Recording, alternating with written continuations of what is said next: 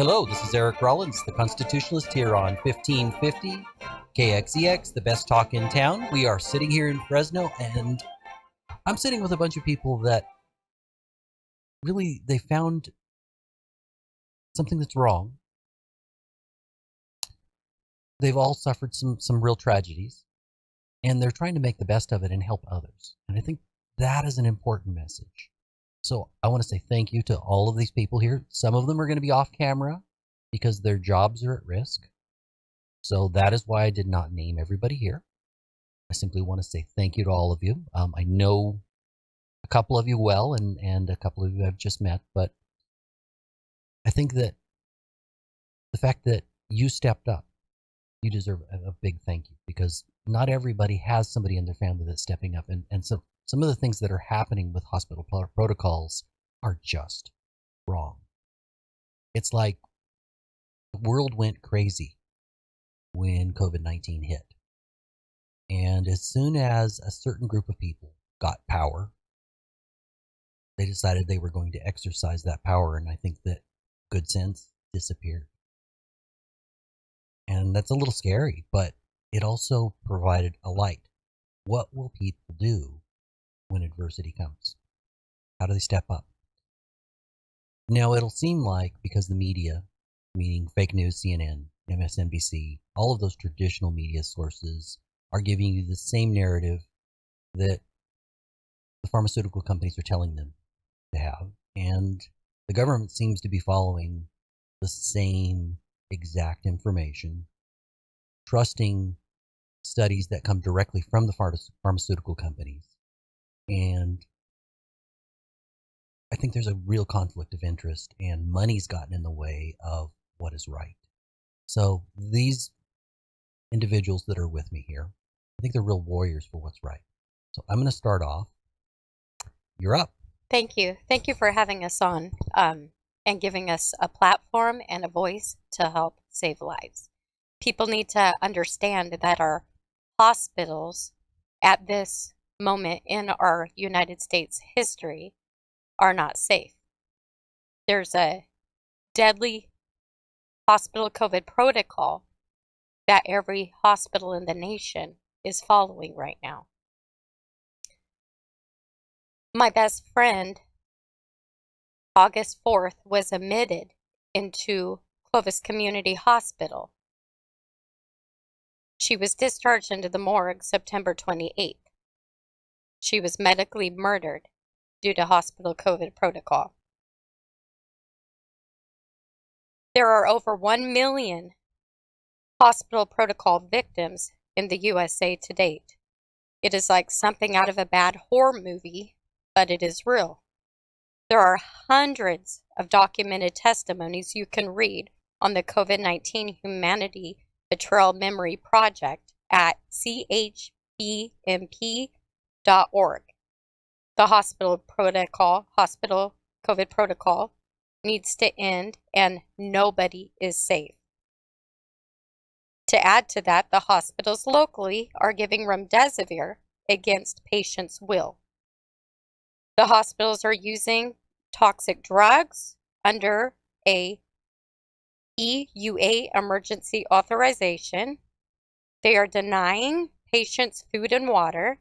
They are isolating patients and not letting family members into the hospitals. The hospitals are denying the patient's right to use safe and effective drugs such as ivermectin and hydroxychloroquine. They are not giving informed consent. The hospitals have turned into prisons with a bounty on their patient's head, where the only way out is death. America has lost over 1 million lives due to this hospital COVID protocol. One drug that the hospitals are using is remdesivir, a toxic drug that was pulled from the Ebola studies because it killed over 53% of the patients. It has been proven to cause kidney and liver failure. Hospitals and their employees have been pushing these deadly toxic drugs because they are making enormous amounts of money. Nobody should be treated for COVID in all hospitals across the nation.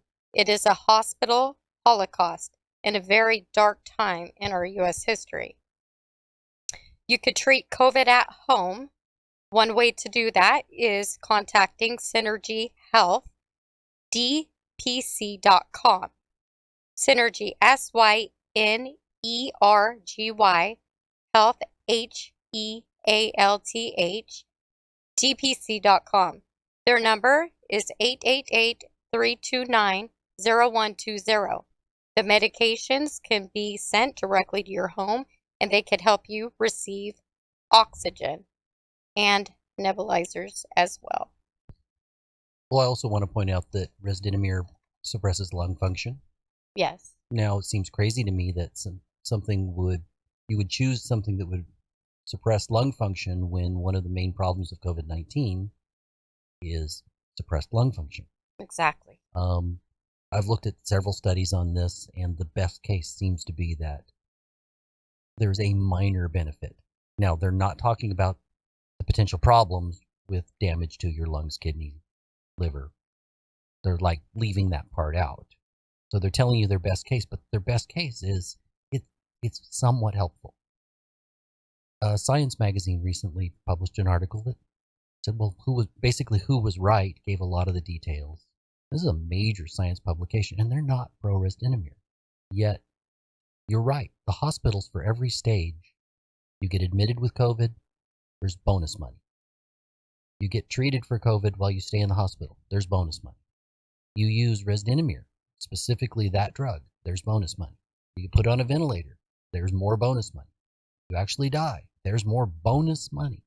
You can look all this up. Please, people, don't believe me. Look it up for yourself.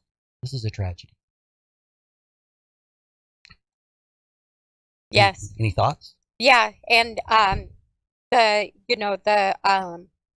COVID-19 Humanity Betrayal Memory Project has documented hundreds of testimonies throughout the nation. So you can get on their website too and look at, other testimonies as well. Now, we have multiple people here today. Do you want to use your name or not? Yes. Okay, so this is Michelle. Thank you. My name is Michelle Gershman, and I'm a nurse. And my mother and my stepdad were killed by the hospital protocols in November of 2021. And they both went in with low oxygen levels. They weren't really struggling to breathe, but being a nurse, I thought, okay, they need some oxygen. And so I took them to the hospital, and from there it was just hell. And I asked to be there every day to support them. Being a nurse, I knew that if I'm there with them, I can help them and take some of the work off of the staff. And their favorite thing to say was, no, it's policy. You can't come in. And I said, well, I'm a nurse. Like, I don't understand. Like, sometimes policies need to be updated, or I'll wear a mask. I'll do whatever you want, but just let me take care of my mother and my stepdad. And they said, no, it's policy. Like, really heartless, really robotic. They all said the same thing. And no matter who I talked to. So my mom and stepdad seemed to be okay the first couple of days. They were answering my calls. And then when I dropped my mom off, I said, make sure you don't let them give you remdesivir, and don't go on a ventilator. Tell them you just need oxygen. So she told them that when she got there. I found out at 2 a.m. they gave her remdesivir. And so she was probably asleep, and it's in the IV, so it's not like she knew. And so didn't get informed consent.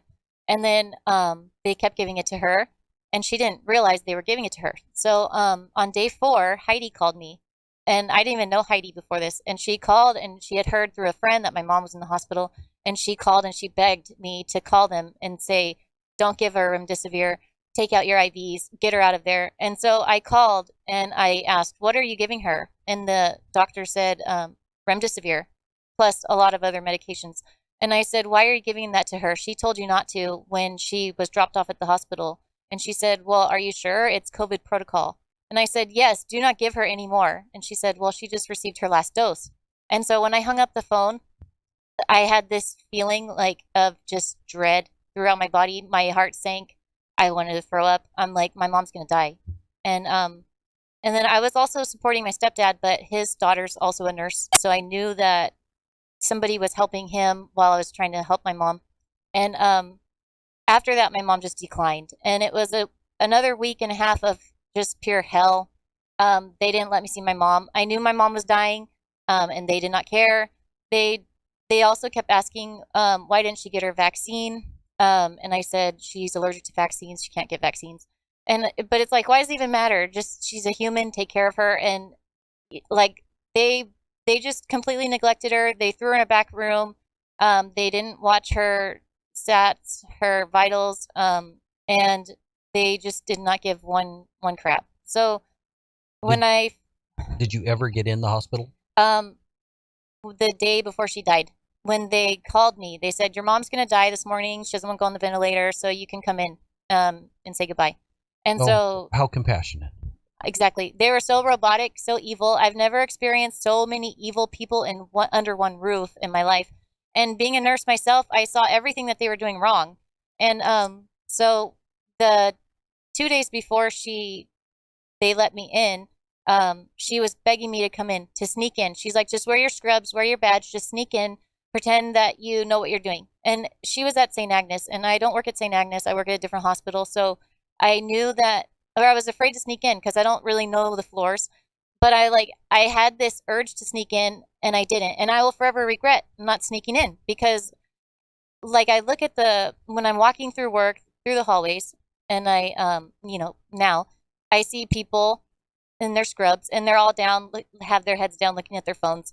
And so it just makes me realize, like, I could have totally snuck in to St. Agnes and nobody would have known. Nobody would have cared. And I could have snuck in and been with her. But in retrospect, I can't hold that against me because I can't blame myself because of what they did. But when I finally was able to be with her the day before she died, that was also really traumatic. And so I saw they had completely neglected her. She lost like 30 pounds. Her skin was like hanging off of her, and she had pulled her mask off when I was in there, and apparently she had pulled it off a couple times while I wasn't in there. And so I called for help because I couldn't get her to cooperate because her oxygen's like in the 50s. Her eyes are rolling back. She's like not understanding. She's fighting me, and I'm trying to keep the mask on her face. And so I called for help, and nobody came. When I went to push the call light, I couldn't find it. Finally, I had to follow the cord from the wall, and I had to get it out of a machine that was like behind her bed. And so I had to, and then they still didn't come. So then I had to leave the room, and I yelled down the hallway, and two nurses were standing at the end of the hallway at a computer talking. And I'm like, I need help in here. My mom needs her oxygen back on. And then they were like, oh, okay, we'll call RT. And then they went in there, and then they took her to ICU, and they ended up putting her on the ventilator. Even though in the beginning she didn't want to go, at that point she did go on the ventilator. So this, the fact that I didn't sneak in because I was too afraid eats at me every day. So I did receive an email from my work that had some really critical information about babies that are dying in the mother's womb. And most of these mothers appear to have received the vaccine while pregnant. And so that is horrific. And when I read that email, I was like, I've had enough.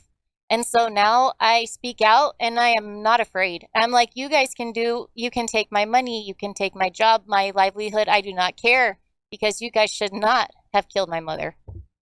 So what you're saying is that it's not just a Resdinemir problem. It is almost an endemic problem within the hospital system. Yes. I've consistently heard from people that if they had a loved one that was hospitalized, it's like you signed all your rights away. That hospitals, I thought, were a place that would cure people and had compassion, and that seems to have gone out the window.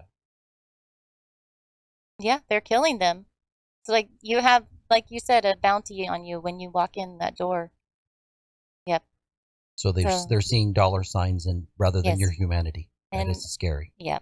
And so I'm not going to back down. I wish I had snuck in and been there with my mom, and I couldn't be there. So I'm not backing down anymore. I'm not afraid anymore. Good. Good. We need more warriors. Thank you. I know women often laugh when I say warriors, but Mm-hmm. when we looked at what happened during the recall, what we're watching happen at school boards, I wish men were stepping up more, but frankly, the women are warriors. Yeah, we're building an army. Yes. Don't mess with people's kids or family, because Right. women take it way more seriously Yes. than men. I agree. It's true. You want to use your name? Sure. Okay. Yeah. My name is Brittany, and I'm so thankful to be here and just surrounded by all of you. It's so encouraging and so hard at the same time, to hear all of these stories, and it just brings everything back. But I'm just so thankful to be here and to be surrounded by such, strong warriors. So, I lost my grandma.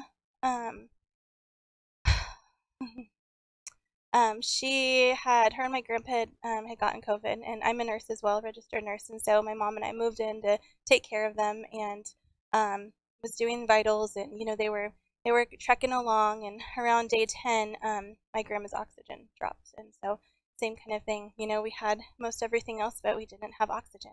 Well, you just need some fluids and some oxygen, and so I said, let's go. It's time to go. We tried to avoid, because we had a little bit of knowledge and knowledge base and information. We're going to try to do as much as we can at home. And grandpa was 90 years old, and he was chugging along, and so we go to get in the car, and I went to take her and down to just an urgent care. I was trying to do some an urgent care, and I looked at her, and she just couldn't take a breath. So I said, I don't know if you're going to make it, even me driving down. So I called 911, and the ambulance met us, and my uncle and I followed her down, and we went to St. Agnes because there was no wait, and a lot of the other hospitals had hours and hours wait. So upon getting to St. Agnes, the paramedics got her out, and she had looked okay. She looked like she improved, and later on I would find out after getting her records that she did improve after being on a nasal cannula and one breathing treatment. She improved. And just like you said, so you don't go to a hospital to get worse. You go there to be healed and whole and to get the help that you need for total care. That's what healthcare is. And that's not what happened. So we said goodbye, and never thinking that would be the last goodbye. I just thought, oh, she'll be there, she'll get the oxygen, she'll get the fluid she needs, and we'll be off. 6 hours waiting outside in the parking lot to even hear a word. So you're not even allowed in the emergency room? No, not at all. I had to call and fight and go all the way up to the house supervisor day 1 just to find out how she was. We had no idea where she was, if what her status was, and it was a fight. And like you said, Michelle, from day 1, it was hell. And we struggled to get information. We were met with opposition, apathy, anger. It was disgusting. And being a nurse myself, I'm shocked. We are calling at the appropriate times. We're giving, we're understanding, we're supportive, thanking them for all of their care, what they're doing, for our loved ones, because we understand it's a pandemic and they're overworked, and giving that grace. But there was never any compassion at all. So from day 1, one thing that's just like my grandma, she actually stole one of the phones and hid it in her bed, and so she was calling us, and I was so frustrated with her because I'm like, keep your mask on or keep your oxygen, stop trying to talk. And she was giving us instructions on what to do for this bill, or this, where here's the keys for this, and I'm like, Grandma, just focus on getting better, stop. Sounds like she was a strong woman that was used to taking charge. She absolutely was. She was a fighter, a wonderful mother, and grandmother, and great-grandmother. She was 78, and a month before it, we were running on the beach in Cambria. So she was full of life and loved every minute of life and loved her family so much, and she would fight so hard if the roles were reversed. And so that really kept us going as well, that we're going to continue to fight. And the problem was we were struggling as well. We all had COVID, and so trying to be there for her and to advocate for her, not being allowed in, and trying to call and get hung up on, put on hold for 30-45 minutes. It ended up being my life for an entire month. So when she was admitted in the ER, the first couple of days she was okay, but she was on BiPAP, and we had said adamantly, no remdesivir. We do not want it. Every time I called, I was like a broken record with every nurse, every charge nurse, anyone I could get a hold of. I said no remdesivir. Come to find out, in her stuff, we found she had written it herself on a napkin that was by her bed, and so we were under the impression that she was not given it.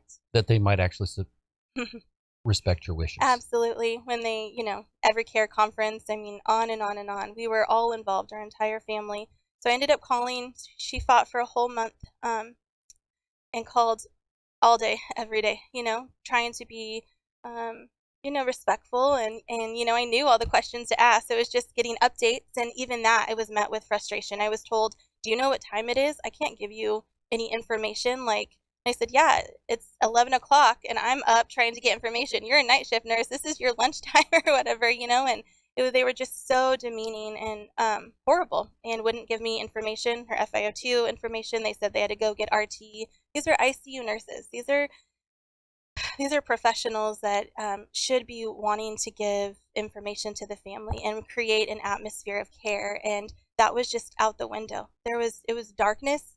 I've never really been able to describe, but it was just utter darkness every time I called, and I just felt this lack of anything, lack of emotion, just void of it. So back to with the ER, she was there. I don't even know how long because we couldn't get a hold of anyone, and we tried over and over. So I don't know the progression of that, which is so difficult. But they kept saying, well, her lungs need to rest. Her lungs need to rest. And she was like, I do not want to be intubated. And she was really adamant about that. So, but she kept changing her DNR status. And we're like, Grandma, this is up to you. But, and this whole time we're thinking she was getting adequate care. We had no idea because we weren't allowed to be in. And I asked for all the different medications and I knew there was something missing. I just felt like, that's all that she's, on. It was really weird. And so I was FaceTimed by the nurse and she said, your grandma is tired and she needs to be intubated. And we're going to do that right now. And so we're full of like, oh my gosh, what's happening? And my grandma is exhausted. And so they intubated her and moved her to the ICU. And from there, there was never any change. There was a constant fight to just do comfort care, to extubate her and let her go. And once after getting the records, in her chart, we saw everything. We saw that she actually was given remdesivir and baricitinib. She was intubated with her SATs at 88. I mean, just all along as well, we fought for vitamin C high doses. Come to find out in her chart that they gave 500 milligrams PO. Everything we asked for budesonide. And I actually had the doctor tell me, oh, well, the pharmacy won't order that, won't fill that. And I said, you're the ordering physician. What do you mean? He said, I've ordered it for several other patients and they won't fill it. I said, well, we want this and we want it ordered now, And so he said, I'll try. So he comes back and he says, no, they won't order it, but or fill it. But he said, I said the family's demanding, so they will. But after getting her records, that wasn't even implemented until several days afterwards. Everything that we tried and we pushed and we were just fought with, simple stuff, vitamin C. But she was on 3 or 4 different sedatives and pain medication, and we just had no idea. And now I can see the progression because she was given remdesivir. She was given these toxic medications, and that was what was killing her. Well, it sounds like they don't care, number one. What scares me the most is I just heard from 2 different nurses that know how to be advocates for their patient. And neither one of you met with any real success because the hospital doesn't care.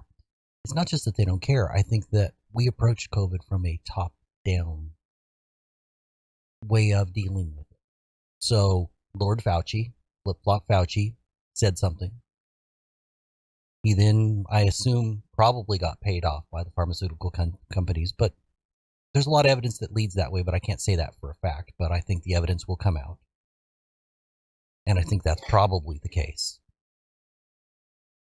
And so they put all these restrictions on the hospitals and tied their hands rather than having doctors or nurses look at individuals.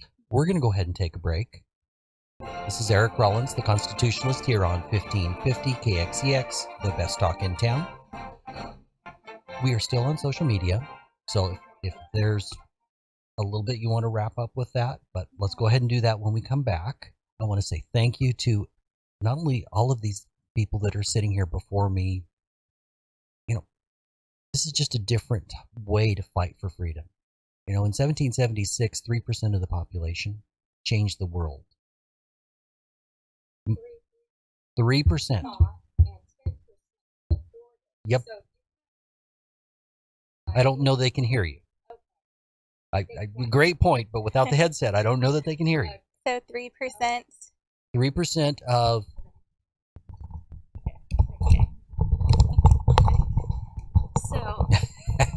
So 3% in the Revolutionary War, Yes. right? 3% of the population was on the front lines fighting, and 10% was supporting the 3%, and it was enough to create change.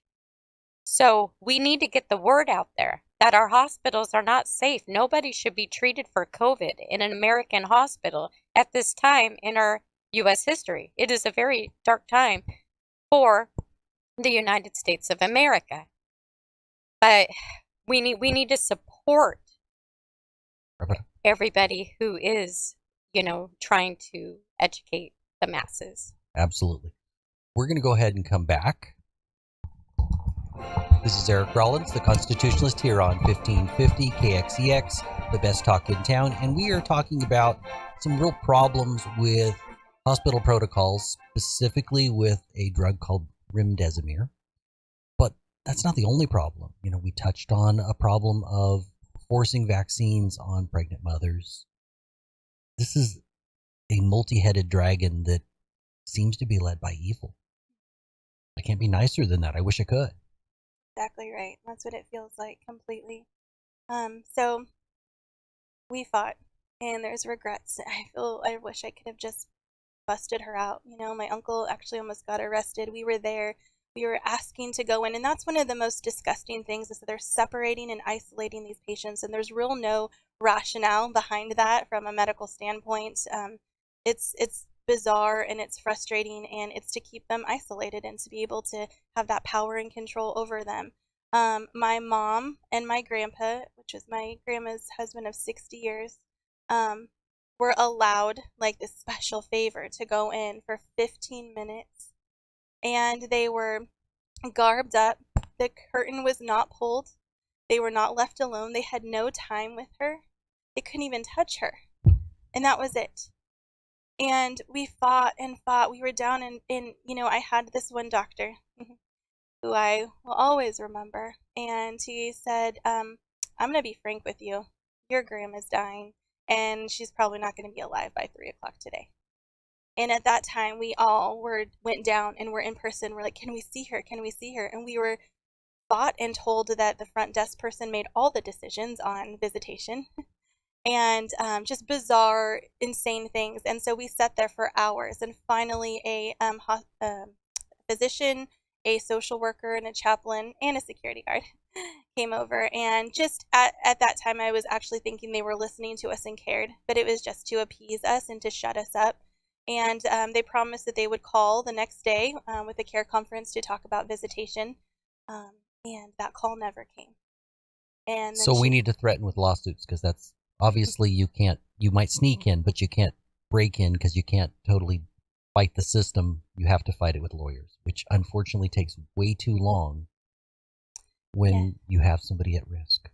And that's what's hard. In the moment, you're just trying to save your loved one and trying to see them. If you're not able to save them, to say goodbye and be there when they pass. And we're just denied that. We're denied a voice. We're denied humanity. So okay, we're going to go ahead, and we've got a gentleman that the reason he's not on camera is because he's worried about his job, but he has a powerful story.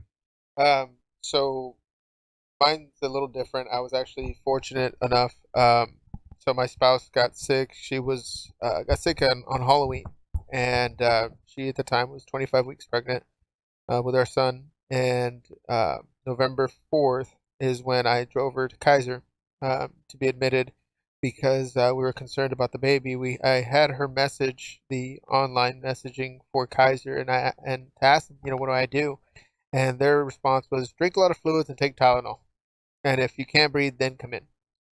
So I tried to give her vitamins and stuff like that on my own at home, but because she was pregnant, you know, uh, I was very limited, with the fact that she's pregnant. I don't know what could potentially cause injury to my child, going overboard on vitamin C or going overboard on zinc or any of those things. So I tried to give her that, but by the fourth day, we were concerned. So I took her in. She was texting me, and then this was Friday, and I didn't get a response from her on Saturday. Well, it was partially Saturday, and then Sunday they messaged me. The hospital called me and said that I can come see her.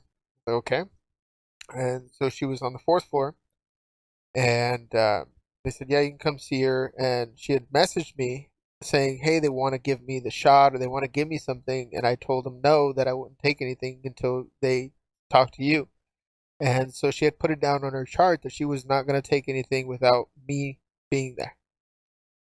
So they called me that Sunday, November 4th, and November 5th, and they said, you can come in and see her. So I went in and I saw her. I did the rapid test there at Kaiser, and they let me go up and see her. And so that day, when I got there, I would talk to the attending physician, and I said, well, what is the, what are the treatment? And the doctor said, well, we have a few things. We have monoclonal antibodies, and I'm like, okay, well, what is the pros and cons of that? Well, I don't know. And we have remdesivir. And I'm like, okay, well, what are the pros and cons of remdesivir? Oh, it's perfectly safe. We've been giving it to everybody. We've been giving it to pregnant women. It's fine. And this was before I had found everything out. And I was like, okay, we'll go with what we're supposed to believe the doctor. And so, had I known what I know now, I would have opted for the monoclonal antibodies because she had just been experiencing those symptoms within the 10-day period of monoclonal antibodies. And monoclonal antibodies are a lot safer to take than pretty much anything else that they're going to offer you outside of, vitamins, especially within the 10-day window of pregnant women. And so I said, okay, yeah, that's fine. Then that day, because I was still allowed to be there, she gets transferred down to the emergency room. And so I'm with her all night. She's on BiPAP. And I was allowed to see her while she was at the ICU. So I go there from Sunday night. I couldn't stay over, but I was there Sunday, Monday, Tuesday, Wednesday, Thursday, and I was there all day. And during that time when she was in the ICU at Kaiser, they were calling other hospitals to find out if they had, a space for her because they wanted to anticipate if they had to do an emergency C-section. So by Thursday night, I find out from her that they transfer her out of the ICU back to the fourth floor where she was at originally. The ICU was on the second floor. Back to the fourth floor. Why? Because they wanted to open up an ICU bed, knowing how bad her lungs were, knowing how severe her lungs were, knowing that she was pregnant, knowing that she needed to have around the clock care. But they transferred out of the ICU at Kaiser to the fourth floor just so they can free up a bed. So I find this out during that night, and then the next morning I wake up. This is the 12th, and I call the hospital. I get to the hospital, and they weren't going to allow me to see her. And I'm like, okay, well, I just took a COVID test. It's negative. I've been with her all week. They're like, well, we need to call the the floor. I was like, okay. So they called the floor, and I was like, let me talk to the floor director. I said, look, she's been having anxiety and panic attacks all night.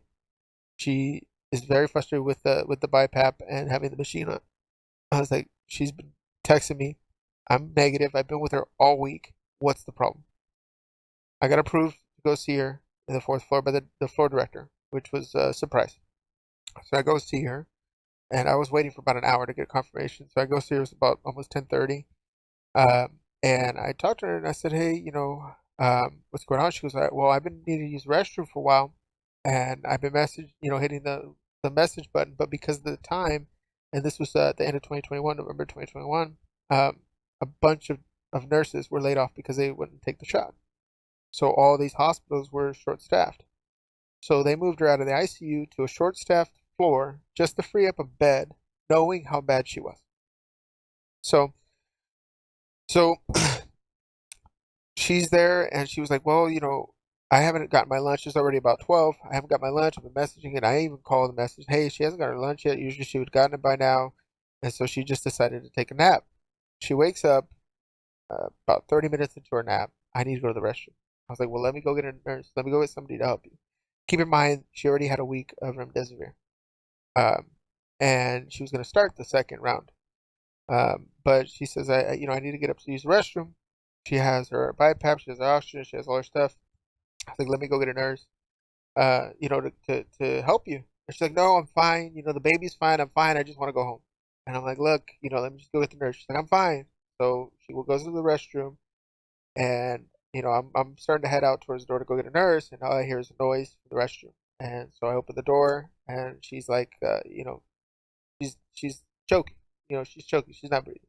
She's turning red, and then I try to pick her up, and she collapses in my arms, and I had to lay her on her face to run to go get a nurse, and I run to go get a nurse, and the nurse comes in and says, grab her and turn around. So I turn around, she was blue.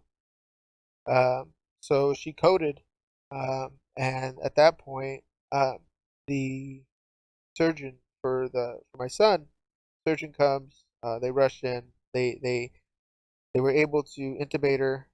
They were able to try to get her stable oxygen levels, heart, once they resuscitated her. The surgeon comes and says, hey, your son's heartbeat is at 50. And keep in mind she was 26 weeks pregnant. Babies at that time, their heartbeat's supposed to be about 150, 160, and that's normal. And he was at 50. But yeah, and so I'm sitting there in a state of shock. Um, I called her mom. I called my mom. I called, and I'm standing there, and about an hour, I don't know, felt like an hour. Doctor comes out, says, okay, they're stable. They don't have to do a C-section. You know, they're stable. And so I was like, okay. She was like, they were like, yeah, they resuscitated her. She was fighting them when they were intubating her, so she's there. Okay, good. And I was like, what about my son? They're stable. They don't have to do C-section. Okay. So they moved her back down to the ICU one day from the time that she was already in the ICU to begin with. So they moved her back down to the ICU, and this was Friday. They moved her down to the ICU, and I was sitting in this waiting room. Her mom had gotten there, my mom got there, her family got there, my family got there, and a couple hours were waiting. And all I heard over the intercom, they needed to do a C-section, and it was her room. She was put back in the same room that they had just moved her out. And they did an emergency C-section in the ICU room, the size of maybe the studio. Not too big. And my son was born at 26 weeks, 14 and a half inches, the 905 grams, so less than 2 pounds. And he was immediately rushed to Valley Children's. He was in the NICU for a little over 2 months, 2.5 months. And that Saturday, she was transferred to Fresno Community where they had an open ICU bed with an ECMO machine. So at that point, they already had her intubated. They had transferred her that Saturday, so it opened up that morning because they were calling for a whole week prior. They called Merced. They called, Fresno Community. They were calling around to find a place that had a machine or had something to be able to take care of her and the baby, just in case they had to do that. She was transferred to community that Saturday morning, and uh, and so I have family that works for American Ambulance, and they see what people get transferred for, and this family member is the one that actually got the call for the transfer.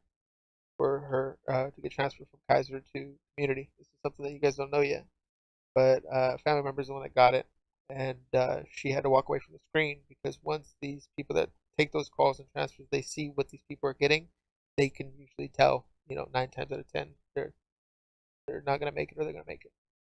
And this person, my family member that saw her transfer what she was getting transferred for, she couldn't. She left.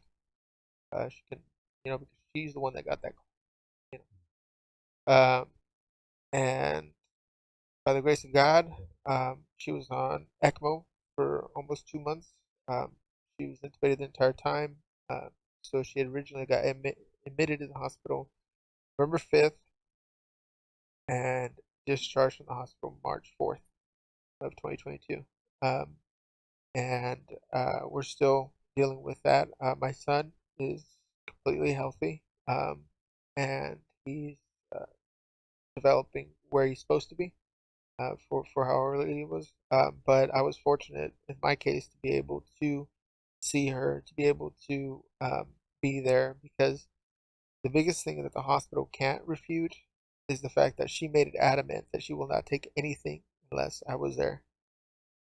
And I was told this by a friend of mine, and this is probably something that I want a lot of people to really look into, is to get a power of attorney for medical reasons for any family member that is at risk for getting COVID. Because if you So go to the hospital first, and your next phone call is to an attorney? no, if a person that is at high risk of potentially dying from COVID and they potentially could go to the hospital, make sure that they fill out a power of attorney that you have medical So decision. you do it at the hospital. You do it. You can do it before you go to the hospital. Just make sure that they fill it out, that you fill it out. That way, you have the ability to represent them, and they cannot. That's an automatic lawsuit. So that's what I would That's an advise. important piece of information. Yes. We're going to go ahead and take another break. This is our final break. This is Eric Rollins, the Constitutionalist, here on 1550 KXEX, the best talk in town. So we're going to be down to just about 8 minutes. So if there's a brief final thoughts under 2 minutes, we're going to let Chrissy have most of it. But if there's something you feel that you missed or you need to add in, put your hand up and get the microphone. We're going to go ahead and come back. This is Eric Rollins, the Constitutionalist, here on 1550 KXEX, the best talk in town.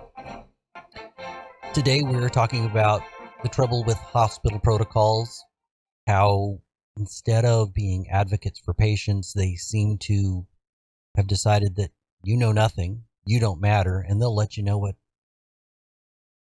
rights you have. And I think that's completely wrong.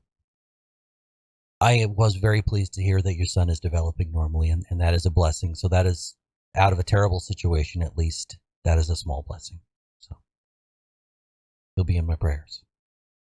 I've got somebody that is also a nurse, a third nurse, so out of this group, and she's been dealing with this issue for quite some time. Now, because of her job, that's why she's off camera, but I appreciate the courage that she's showing even in showing up here. So, well, we've been on with you before, I and I know. will say my name is Chrissy. I just don't say my last name. Yeah, this is a fight that we have been on for 3 years, really. Mhm. We started from the beginning. I think all of us, especially those of us who are nurses and moms, praying from the beginning, what's going on? How do we protect ourselves? How do we keep our kids alive? How do we keep our patients alive? And so it started there. And somewhere down the road, we just started seeing the road split. It didn't seem what the hospitals were doing were matching what other doctors were doing successfully. And I will say today, I do not recognize the hospital system at all. And I'm very grateful that I don't work in the hospital anymore, because I think they would have already fired me. But I think some of the points that I want to make from what these people have shared is that this is still going on. And just like we were just talking about the power of attorney, yes, you know what? Do all of the legal stuff that you can do to protect yourself, because that is a legal document that you will have if you need it in the future. But knowing that, understand that people refused remdesivir and they were still being given it. We have power of attorneys, people that we know who had power of attorneys over their loved ones. They refused and they were still given it. And I want to go through the 4 names really quick, because some people don't realize that there's other names. remdesivir is also known as Veklury. So if you refuse remdesivir, but they tell you they're giving you some other thing that's an IV that starts with a V, it's probably Veklury. It's the same drug. Another one that they're giving that is EUA and it's not safe, has 5 black box warnings, is a baricitinib. I think you mentioned it earlier. It's also known as Olumiant. So we need to know those 4 words, besides the fact that we know we don't want so much sedatives and things like that, because that will depress your respiratory drive. But yeah, so many things that we saw. We found out from doctors early on that hydroxychloroquine and ivermectin, very safe drugs. They were working. Doctors were using them. Their patients were surviving 100%. Dr. Vladimir Zelenko, Dr. Richard Bartlett, I could go on and on. Different doctors were treating very successfully. And we know that COVID is survivable, almost 99% for all people, maybe 97% for our elderly that have comorbidities. Survivable without medications. So we need to keep that in mind.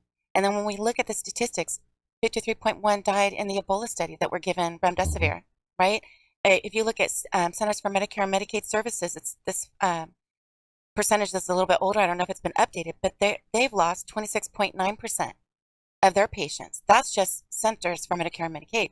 That's not the private insurances. And we do know, they always say follow the money. We know that if a patient, we know that if they follow the remdesivir protocol, and that patient dies, especially if they're vented and they get it on the death certificate, they've got that diagnosis in their medical records, they make like $500,000. And so basically it's cha-ching. It is cha-ching. But, and I don't want to say that everybody who's working in there realizes that, but now that we're 3 years into this, we need to stop calling it a pandemic and go back to what we know it is. It is a plandemic, and they planned for patients to be isolated so they wouldn't have a caregiver, they wouldn't have a family member to advocate. There's so many things that are wrong here, but we need to understand that they're still doing it. Just within the last couple of weeks, we heard about another family. Family refused, they still gave it. Patient died. So anyway, I want to give people some options. If you find yourself that you're in the hospital or your loved one's in the hospital and you're done and you want to get them out, you can get out on hospice. One of the best ones Heidi mentioned earlier is Synergy Health, dpc.com. They will help you. You can get like an order to discharge home on hospice with them. They'll provide everything that you need, including the oxygen. They'll include the budesonide, ivermectin, hydroxychloroquine, the safe drugs that people are being refused. Also, myfreedoctor.com. If you're just at home, you can go to myfreedoctor.com and they will send also the prescriptions that are needed. And they're following the Frontline Critical Care Consortium's protocols. And if you're interested in those, it's at flccc.net. I want to go back to what Michelle was sharing about the babies and the email that she got, because I think it's really important for people to understand that we are being attacked from all different fronts. And right now, we're not just fighting the abortion issue. Yes, Roe versus Wade got overturned, but we're still fighting that, right? Especially here in California. Our babies are being attacked with these injections. Our children are being attacked with these injections. Just from that email alone, Dr. James Thorpe, who's an OBGYN, who's spoken on many programs with Michelle, he's estimating that in our area, that email says that the stillbirth rate, so that's pregnancy from 20 weeks to 40 weeks, right, has increased by 500%. We're not even talking about, Wow. Right, we're not even talking about the miscarriages before 20 weeks pregnant. And another nurse who has not come out, officially, and she's spoken on another platform, but she still wants to keep her job. She has told us that the OBGYNs are being told to tell their patients, and they are telling their pregnant mothers, that if they don't get this injection, they are 20% more likely to die from COVID. And I'm telling you, that is not true. What's Hold on. steady? Yeah, exactly. Where's the data? There's no study. And on top of that, just to quote Dr. James Thorpe, we already know hydroxychloroquine is safe for pregnant mothers. We already know that. But he's already stepped out as well and said that ivermectin is too. So there's no reason for any of these pregnant mothers to die. There's no reason for these babies to be dying. There's no reason for our loved ones to be dying in the hospital. Except for money. Except for money. We're down to about a minute. So you can wrap that up, and then I don't think we're going to have time. If anybody wants final thoughts, we'll have to do it after the program, but on the social media part. So, I would just say really, really quick. We were told recently that the doctors can prescribe whatever they want in the hospital, and I'm going to tell you that's not true. They're not allowed. Just like budesonide was refused, ivermectin's been refused, other things too. okay, we need to have the headset. So, I just want to sum some of this up. Hospitals think they can do whatever they want, but we actually still have individual liberty here in the United States. People need to understand that they need to be advocates for their own health, that you're actually taking a risk if you go into the hospital. That's fair? Yeah. Nobody's disagreeing with that? On that note, we're going to go ahead. We're going to call it. We'll still talk a little bit on social media afterwards. So if you don't listen to me on the radio, you can find me on YouTube, Spotify, Apple Podcast, Google Podcast, Twitter. I'm missing one. YouTube. And I hope we'll get this on Rumble. And I'm hoping we're going to get this on Truth Social. Okay, so we're going to go ahead and call it. This is Eric Rollins, the Constitutionalist, here on 1550 KXEX, the best talk in town. And then, final thoughts? Yeah. I did want to mention or let everyone know, not everybody at the hospital is there to kill your loved one. There are people there that are trying to do what's best. My experience at community, I had great nurses, great communication, and it did help that her dad, works at prison community. But for the most part, hearing a lot of other people's stories, I'm like, wow, I was just fortunate, by the grace of God, to even be allowed to see her at Kaiser, let alone have the communication and the nurses that I did or that she did, and including the great work that they did at Valley Children's. However, my son still ended up getting COVID in the ICU, in the NICU, and I was furious. So I spoke with the NICU director at Valley Children's, and I was like, okay, if you see this chart, you'll see why I'm mad. And she's like, yeah, I understand. And she's like, I know this is not going to make you feel any better, but we only had 2 kids in the NICU ever get COVID in 2 years, and your son was one of them. And I was like, well, how is that going to make me feel any better? I'm still pissed because my son got COVID, and they initially tried to blame it on me, but I hadn't seen my son in almost 9 days because I have year-round allergies, and in the winter it sounds like bronchitis, but it's actually caused by allergies. And so I knew that that's what they were going to try to say, and I told the doctor that called me back after they gave him a test. Like, I haven't seen him in 9 days, and I'm the only one that could see him. So it was you guys. Good for you. So she changed her tune real quick after she found out, oh, wait, you haven't seen him in 9 days? Yeah, I haven't seen him in 9 days. So, But see, not everybody, because you're not in your best state of mind when you're facing the hospital and there's a tragedy, you're so upset, you don't necessarily think straight or you're able to advocate for yourself. And that's why it's so important to have good medical professionals that will show compassion and see what's going on. Yeah, I think, initially after my son, I couldn't see him for the first 10 days, and then I couldn't see her because community wouldn't allow me to do a rapid test. They didn't have anything there. At Kaiser, they did. At community, they didn't. So I had to wait for the 2-day one, and then it came back positive. So I was like, all right, well, I had to wait. So I didn't get to see my son or my spouse until that Friday after Thanksgiving. So I didn't even get to see my daughter for those 2 weeks, so I was, pretty much by myself. So after that 2 weeks of kind of like grieving and dealing with it and just kind of compartmentalizing everything, I decided, okay, my daughter still needs to be taken care of. My responsibilities now are shifted, and so, I had cut it, after I was able to see my daughter and see my son and my spouse. I was able to, okay, now things need to get done. And so I kind of took a little offense earlier about, maybe men shouldn't be fighting as much. I was like, so, no, I know that there are exceptions to that, but I've been in this fight and watched, and I see more women as a percentage than men. Yeah, well, men, unfortunately, men are not, we're not creatures that show passion, unless we're mad, and if we're mad, it usually gets physical. If it gets physical, we get arrested. And what good are we? What good are we if we're behind bars? Well, women, they can internalize a lot of that emotion, and rather than throw blows, they'll give you channel it. They can channel it to the right direction. Whereas men are not. We're not built that way.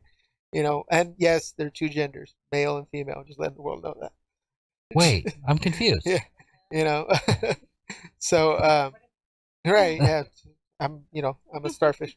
I just want to let everybody know out there that there are great people still working in the hospitals, and there are still people here today, working, and they're behind the scenes, and just because they don't have a doctorate or of medical practice doesn't necessarily mean, because it took me all of a few weeks talking to the right people to find out, okay, this is what needed to be done.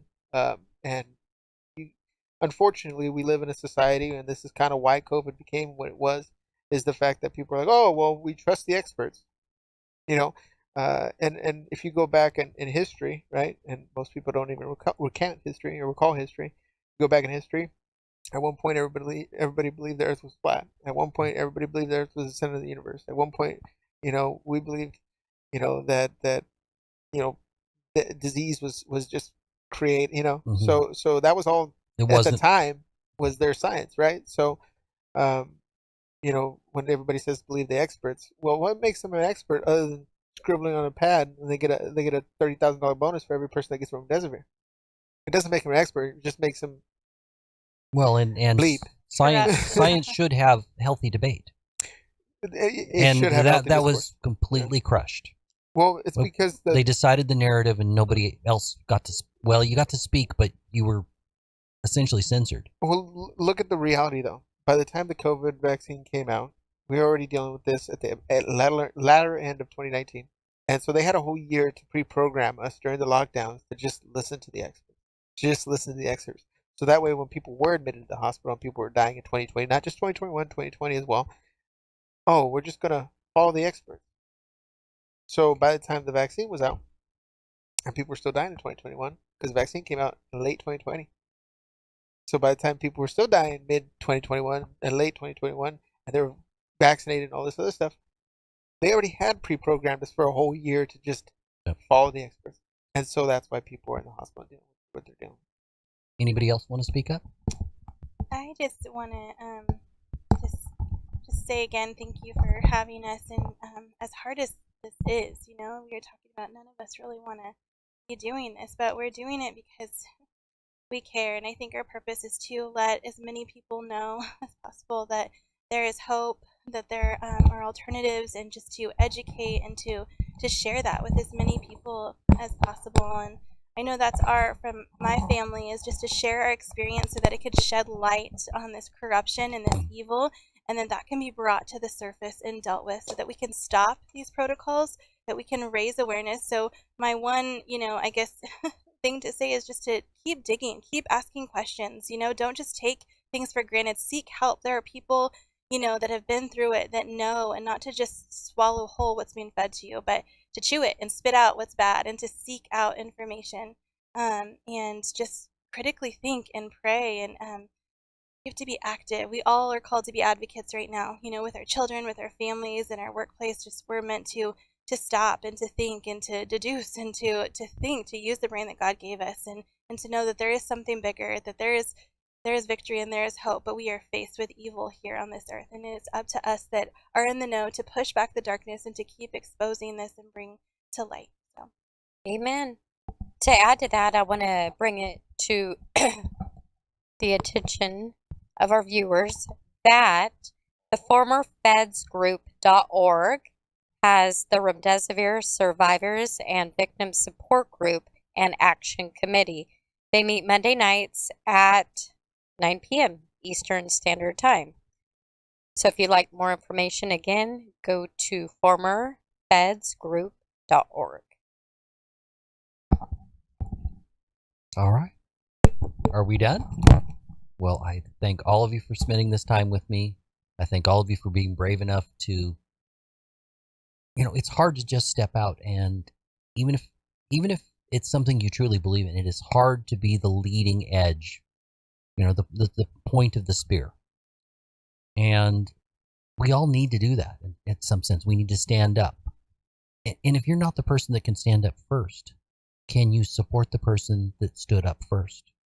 When something's right and your gut knows it, it's important to find strength within yourself, but it's also important to find strength with others. So I find that one of the greatest places I get my inspiration, my points of light, are when I find like-minded people.